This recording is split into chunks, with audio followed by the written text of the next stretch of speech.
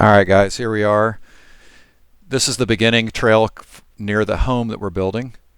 As you can see, this is more of the technical terrain, and it's really not that technical. There's little creek crossings here and there. Unfortunately, the video came out really bouncy. But I wanted to give everybody an opportunity to kind of see the trail before they make the trip over. And, you know, the trail needs some vegetation regrowth, so to speak, but and rain. So I'll take you on a little guided tour. There's some spots that are a little bit more difficult than others, but they're all this. It's just a pedal fest, really, which is rare in this part of Oklahoma. Just about a mile south of me is the Keystone State Park trails. And as everybody knows, those are super technical. So this is a little switchback to downhill. It's a little bit trickier going the other direction. And here in a minute, we're going to go through some boulders I was talking about. Very rideable. Again, it's bouncy. I apologize. A tight switchback turn down. And then it flattens out again. And we're going to make our way to some of the more technical switchbacks, especially going uphill. You can see I did spray some Roundup through all of here, so everything's kind of dead. And all these trails were built by hand. I didn't use my backhoe or anything, so a lot of hours. So there was one switchback. It's kind of tough to tell in the video. We're actually climbing up here in a minute. And this up here ahead is where I'm thinking about doing a reroute. It's going to be tough for some folks. So here's a very tight switchback here. And one more tight switchback, and then it kicks up a bit. And it's a little steep, loose climb right here by this boulder. And I'm not going to lie, you saw my hand. I grabbed the boulder and pulled on up a little bit. So here we are, a little bench cut area. And then we'll start our descent down. We're going to make our way back down to the creek level. All of this stuff survived all the big rains that we had early in the spring. I was really not surprised, but also obviously glad that the rain didn't just wash the trail away and cause tons of erosion. So we did a good job. Bobby Reese helped me all through this section here. We did lots of hiking, and let me tell you, down by the creeks, very thick and briar patches, so a lot of hours have gone into clearing so we could make a trail. And this again, this is all the original section that was built by hand. And then earlier, or in a little bit, we're going to cross the main creek. And then there's an area where I used my backhoe a lot, and the front loader to basically kind of clear the top layer of vegetation. So we're climbing up again here. It's a little bench cut section, and going to navigate through some rocks, but it's really not that technical. I think everybody's going to be pleasantly surprised. I think people have in mind, they're thinking of Keystone. It's nothing like Keystone. So through some boulders, but it's all, now here I used a jackhammer through here and made this where it's a rideable section. So I jackhammered some edges of some rocks, and that was it right there. So now we're making our way to the main creek, and this is actually going to be where the race is going to start. Everything looks really overgrown and bad right now, but I'm going to clean everything up now that I have the trails done and rideable. And normally this is a creek, but it's dry with all the heat and no rain. And this is actually a bypass. My future, right here where these ribbons are, was riding that. But coming up here in a second, this in the future will be a switchback. But for now, we're going to continue on down because we have 4 miles of trail to add later. And so I've just kind of made a way to connect to make a 5-mile loop for now. So we're actually kind of like a false flat. You're gradually going uphill here, and we're going to cross the creek once again. And this part of the creek, even after during a rain season, it stays fairly dry. We're high enough up along the creek area. So here we are, another creek crossing. And I'm sorry that's so bumpy. I didn't have the harness tight enough on my chest, but I wanted to go ahead and get this video posted prior to the weekend to see if, maybe entice some more people to come out and ride. So here we are. This is a climb. This was very difficult I had to really move a lot of rock to get my my skid steer and backhoe up here. And I am not a heavy equipment operator, so I've actually learned a lot over the last 4 or 5 months. I've been on the side of some cliff areas that I was a little worried, but I survived, and so did my backhoe. All right, so now we're up on this top area on the northeast section of the land, and you can see it's just smooth, fast-flowing single track. Most of the trail, you can pretty much carry full speed through the corners. There are a couple where you have to brake a little bit harder than others, but it flows really well.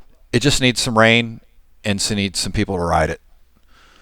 And it'll become a little bit more beautiful once I get some more vegetation grows back, and obviously also even once fall comes and the leaves fall, and then it'll just be a single track.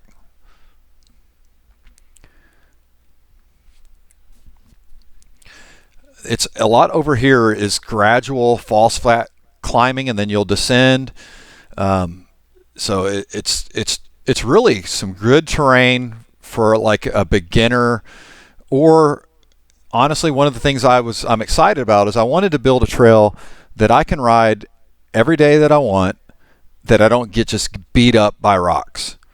And this terrain just allowed that. I didn't move any rocks over here. Now there are some parts later on where we will navigate a few sections, but they're short-lived and they're very rideable. And Bobby actually found an area over here that we are going to work on a Cat 1 add-on later, and it is rock garden.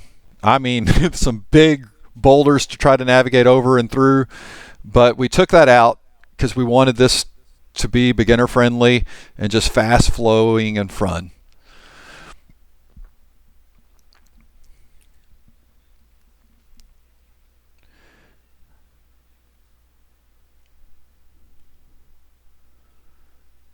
And so here in a second, we'll do some little switchbacks, and it's just, it's just like I said, it's just some small climbing over here. The biggest climbing that we're going to do is going to be near where you drive into the house, but that's going to be for next year. And then on the southeast corner of my property is actually where the highest point, and there will be a 1 mile climb and a 1 mile descent over there. And then there's going to be some more climbing up near the gravel, or the sides of the gravel road rather. So this year it's actually going to be a pretty tame as far as elevation goes. I think it's about close to 300 per lap, a little less actually, maybe 275.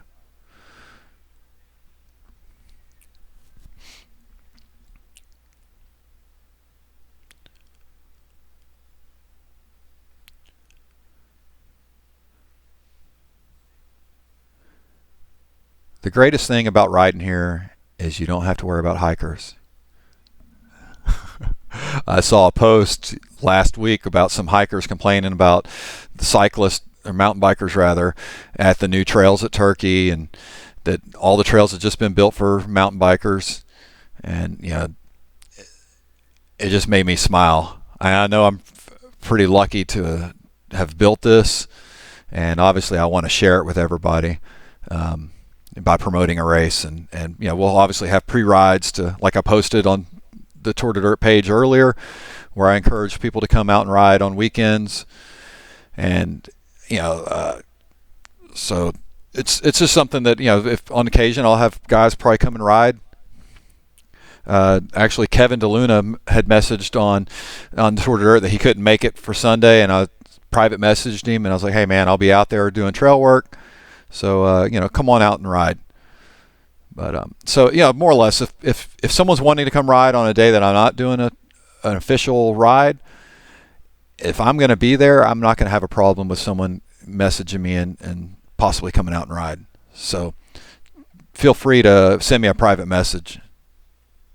So you can see there's a little bit of rock here, not too bad. We're coming up through an area where I did move a little bit of rock, but it's mostly just the natural. Right here you turn, you see there's some rock here, but it's not bad. My wife is going to be, and I wanted a trail that she could ride as well.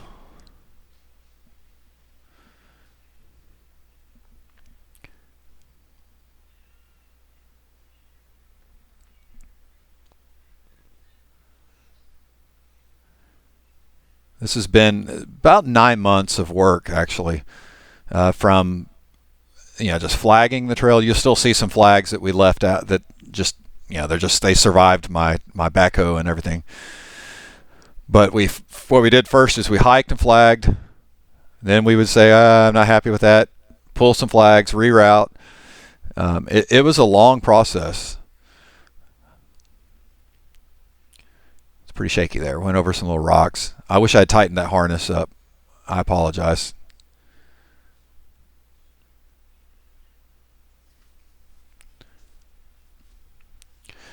You can see this section is just, I've been telling people it's like 3 miles of tree hugger. And it really is. I mean, it's just fast and flowy. And I just got lucky. This is how the land is over here. Ryder Spar came and rode with me last week, and he just commented, he's like, man, I can't believe there's no rock over here. And just to my left, actually, is where that area I was talking about that Bobby had found. And it's Rock City, man.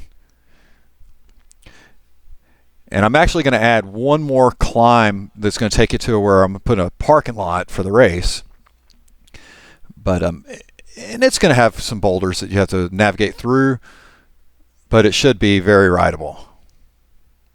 I'm going to go with the same flow that I've had.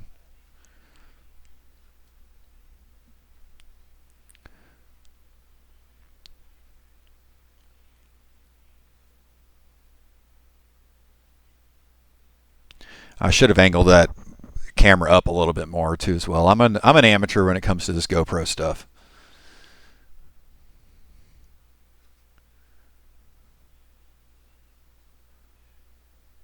If it wasn't for my son, this video wouldn't be possible. It was also upside down. I was like, well, how do we fix that?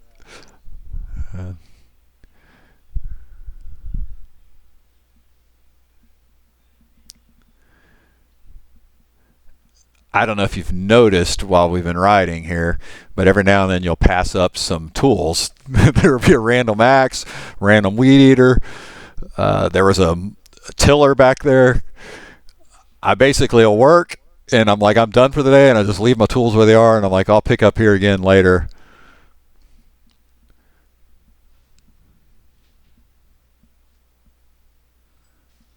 There's been tons of deer out here. Every time I make a new trail, especially when it was wetter, you'd come out the next day and you just see deer tracks everywhere. They've been really happy with my trails. They don't get their antlers hung up anymore.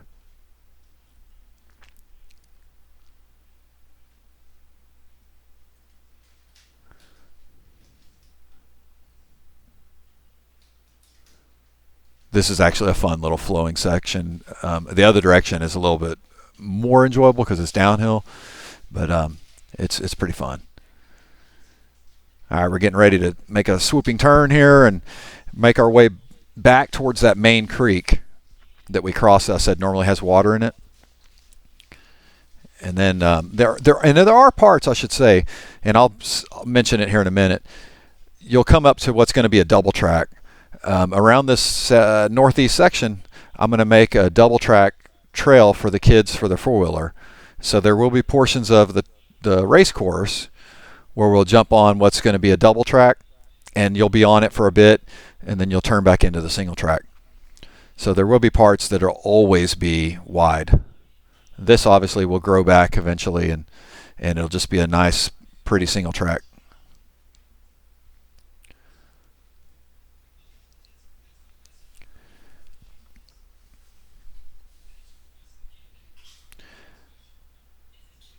Here comes a little creek crossing. So I mean, it's all pretty easy. It's fun though.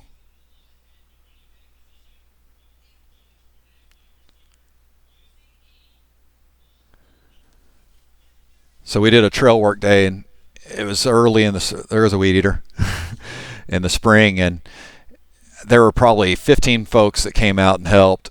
Off the top of my head, I'd obviously need to look and see who all was here, but there was several, and we cleared a lot of trail. The biggest thing is just cutting trees down, and then along the creeks, unfortunately, it was just tons of briar patches. And those briar patches made it difficult to navigate through to get to the trees to cut down. And we left about 2 to 3 feet sticking up on the trees, and then I came through with my backhoe and plucked them out of the ground. So then there were these divots, and that's where Carter, Clay Chittenden, they've come out here recently and have helped me with kind of manicuring the trail a bit. And there's been other folks as well, obviously, like Kent Casala and his nephew came out one day, and we cleared a lot of trail over here on this northeast section. Perry Cosner, who maintained the Keystone Trails, Perry and I'll have to say Perry and Carter Fairless. If I posted that I was coming out here working, those two were out here.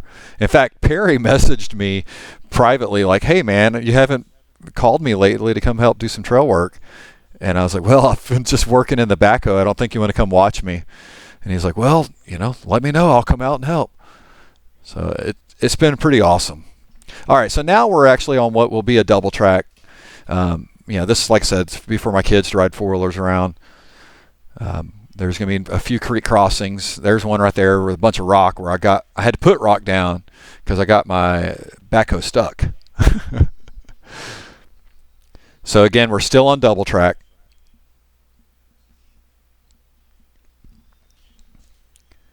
And here in a second, we're going to round this corner, go through the creek, and then the double track is going to eventually go left, and the single track will go right.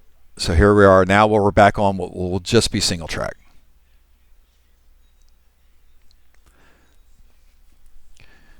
I can't emphasize enough, this whole northeast section is just 3 miles of just flowing trail. There goes another weed eater.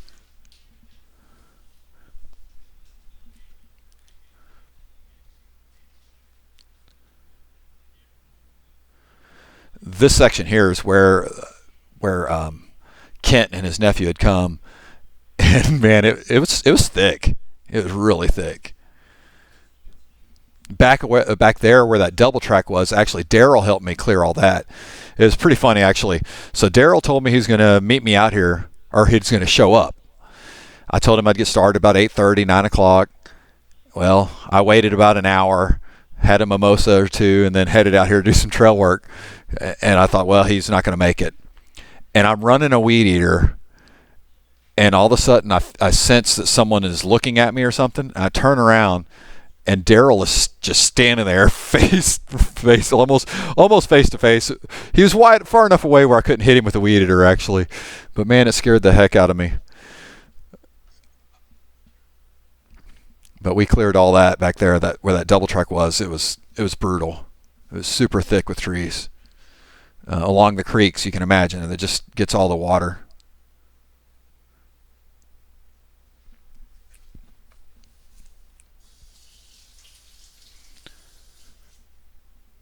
Even after this video was taken, Carter and I came back and we plucked out a lot of roots and small little tree stobs. So it's just getting faster and faster. Fuel can back there.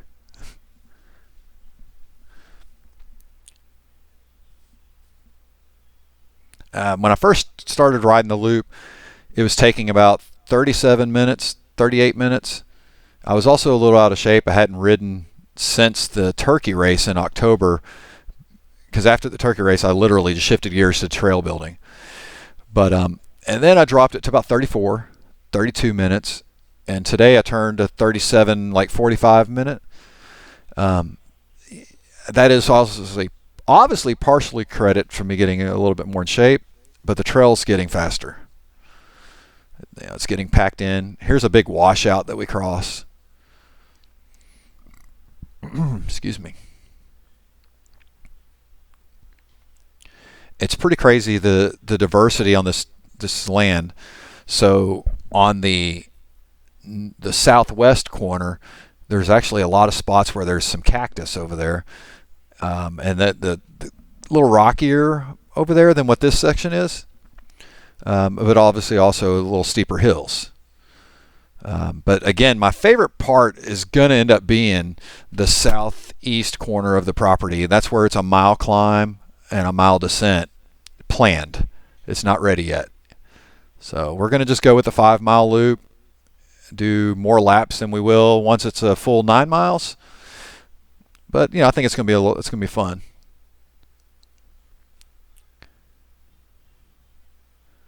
See where we're at after my jabbering here. I think we're okay. So we're a little creek bed, and here in a minute we're going to get back on what will be double track.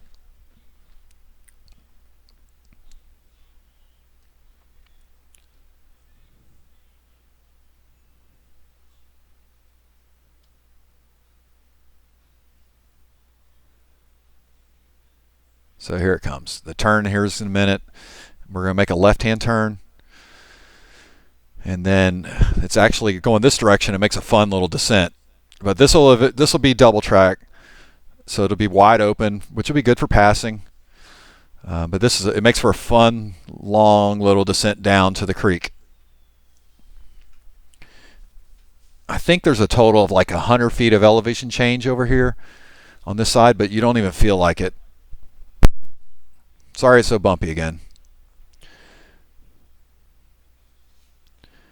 There'll be a swooping left turn here at the bottom, and then we're going to go along the creek bed. This is an area that was really tough to clear as well. It's so thick. You can see all around you. Main thing is those briar patches. When I was flagging this, I would find myself standing in the middle of a briar patch just cussing. It's like I can't move.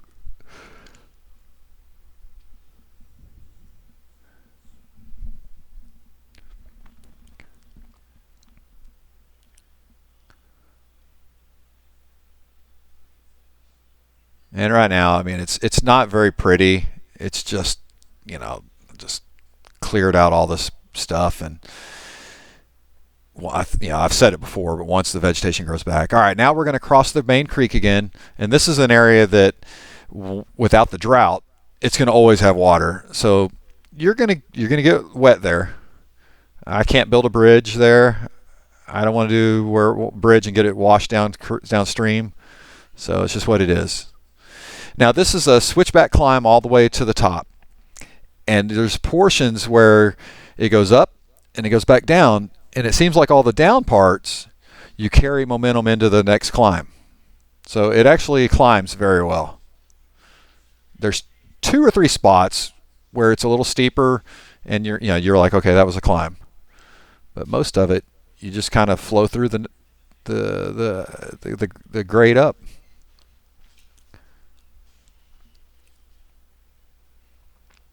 This whole hillside, when we had that big trail day, this was tackled. And man, it was a lot of work. And later on, I'll point it out, but that's where I felt like I was going to tip the back over. It was a little ledge I had to go down. And there was a pucker effect.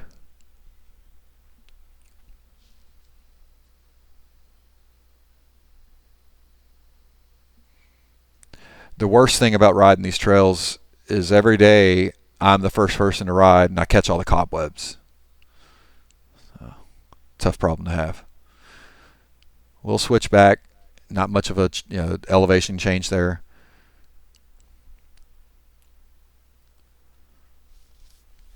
So here in a second, it's actually you're going downhill, so you're going to carry some speed into the next part of the climb.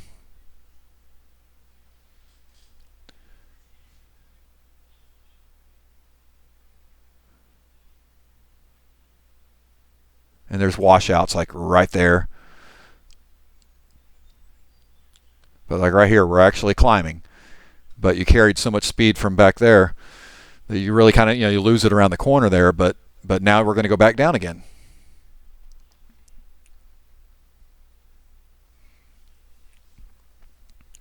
There's places I left natural rock that I didn't want to move, like right here coming up. You go over some rocks there, and it's very rideable. And I didn't move a bunch of rocks here. Most places I moved rock was where I just flat out had to in order to get my backhoe through. But I'm trying to leave it as much of a old school single track. Little switchback here. This area here I had to move a lot of rock, and mainly to make it where it was a flat riding surface.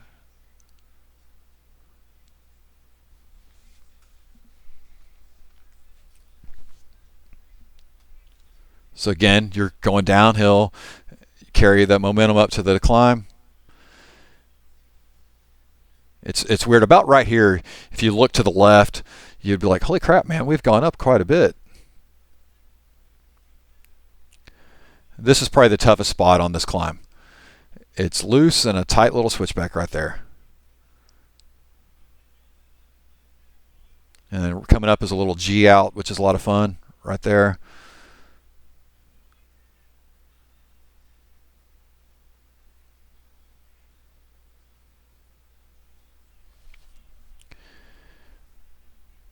So in a minute I'll point out where this is just there's going to be a bypass we made a bypass to make this loop possible. But next week I'm going to get started on the remaining part of the climb. So there will be a detour or a change rather.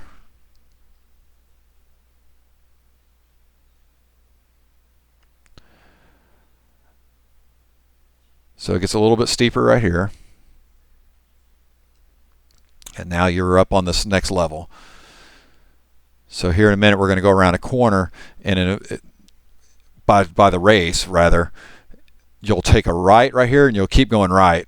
But for now we go straight, because I'm going to add about another 50 foot of elevation to the top, and we're going to put a parking lot up there. So hopefully it'll encourage people to want to park there, because the race will come through there.